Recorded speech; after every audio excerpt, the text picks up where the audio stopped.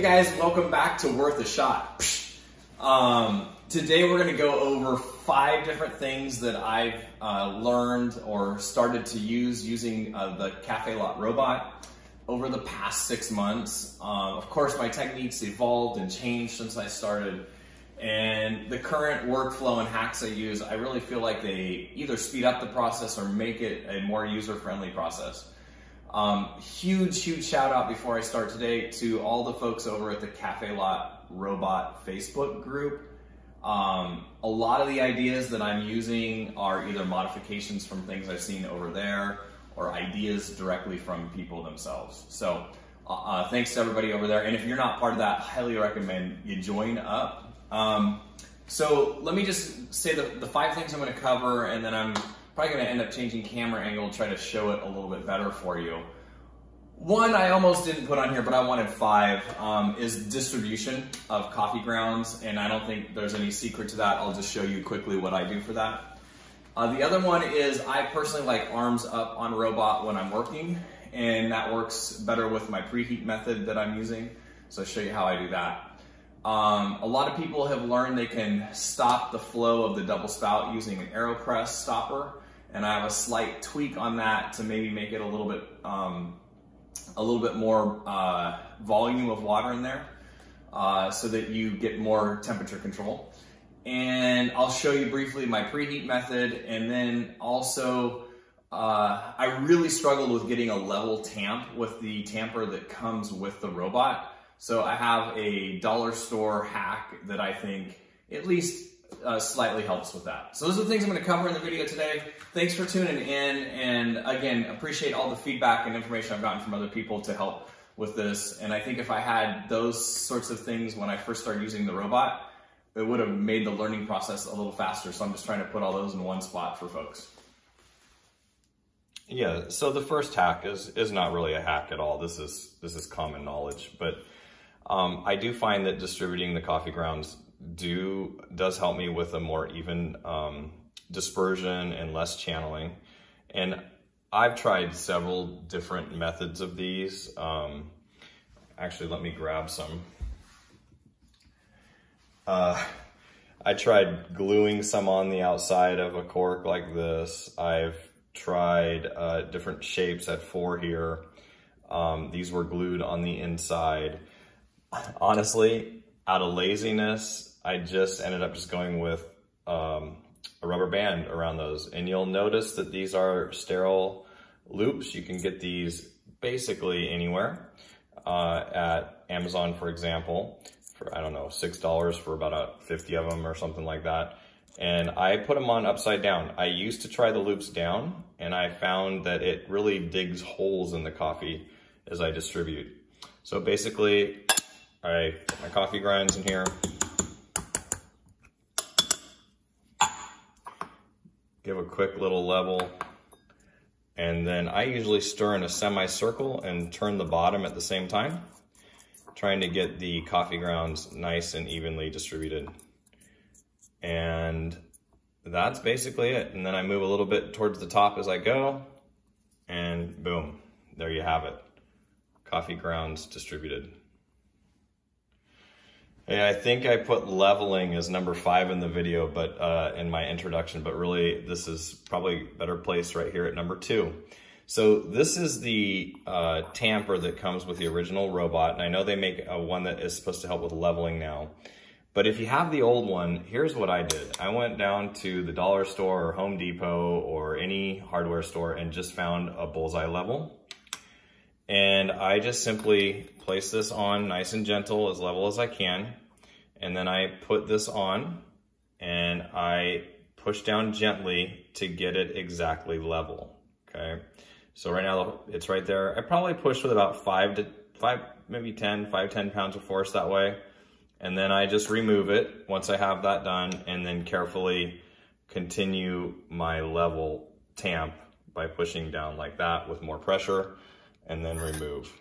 So that's what I do for that. I do think I get a more consistent puck and better leveling that way.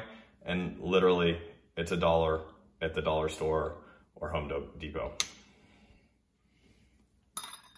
And put that on, I just use a 2-finger process, make sure it's nice and straight.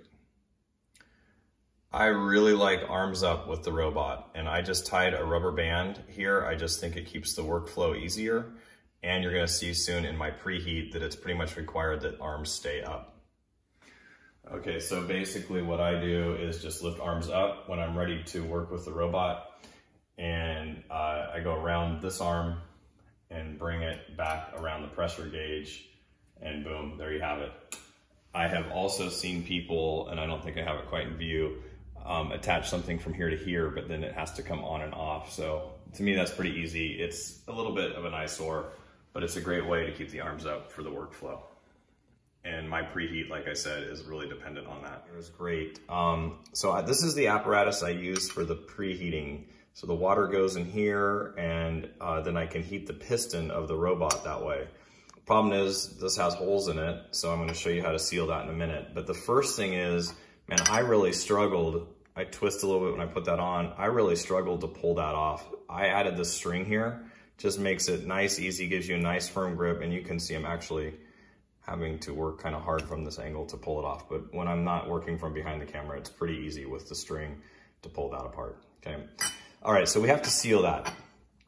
I've seen a lot of people over at the robot page putting food grade silicone in there, and that's awesome, that's a great idea.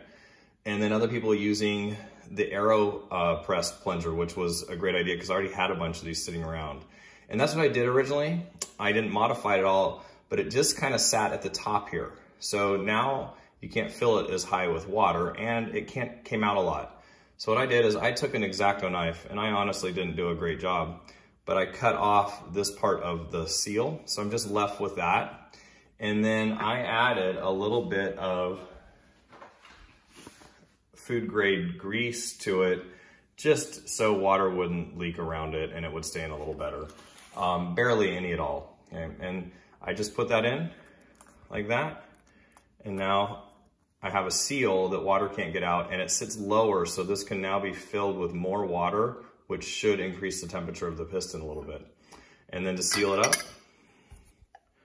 just like that, and now it's sealed. Okay, once your water's boiled, what I do is pour it in. And this is the part that takes a little bit to figure out, because the piston's gonna take up a little bit of tiny space. What I found is literally about, I'm guessing that's about 2 millimeters of space at the top. I don't know how well you can see that. If you go too high, water will spill over. If you don't go high enough, it's not gonna touch the piston. And I just let that sit there while I finish prepping everything for my preheat. All right, well, I guess the only thing left is to pull a shot. So here we go. I just have a discard chamber for my water here. It drips off the piston, so I usually let it sit for a second, and it drips. Put it into my discard chamber, pull out my seal. Oh, getting a little wild there. Okay, you can see the fobbles of live TV here.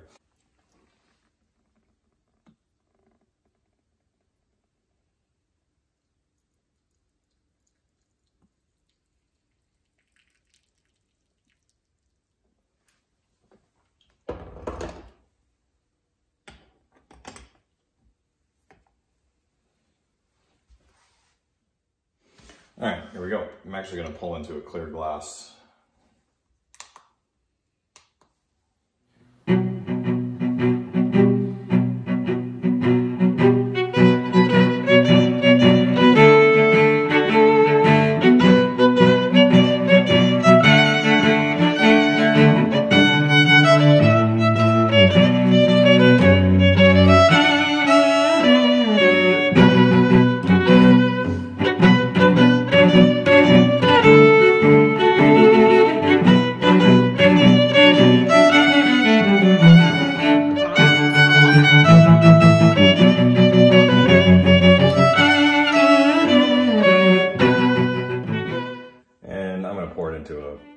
Drinking vessel. I guess that counts as my stir as well. All right, aside from my few bobbles I had almost knocking my robot out and spilling espresso, I'm gonna take a sip. It does seem a little thin body. I sometimes have a hard time doing the videos and managing all the things that I'm trying to do with the shot with at the same time. So take a sip. Definitely worth a shot, my friends. I hope those tips help if you choose to use them. Thanks for tuning into my video. Worth a shot. Subscribe if you like it, and we'll see you next time. Thank you so much.